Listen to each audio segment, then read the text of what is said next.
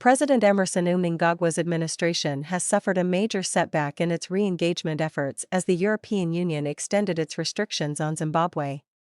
In a statement issued by the EU Council, it was announced that sanctions would remain in place until February 20, 2025.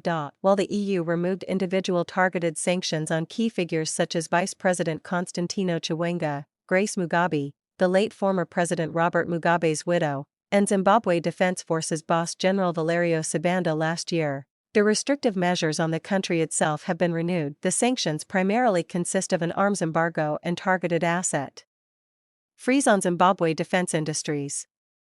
The EU emphasized that it would closely monitor the human rights situation in the country to determine the future of the sanctions. The EU will continue to closely follow developments in Zimbabwe, with particular attention to the human rights situation, and recalls its readiness to adapt the whole range of its policies accordingly, the statement read.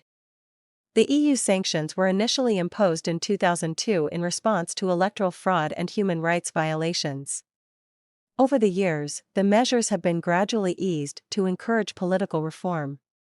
However, relations between Zimbabwe and the European bloc have deteriorated significantly following the country's general elections last year, which drew criticism from regional and international bodies, including the EU, for falling short of expected standards.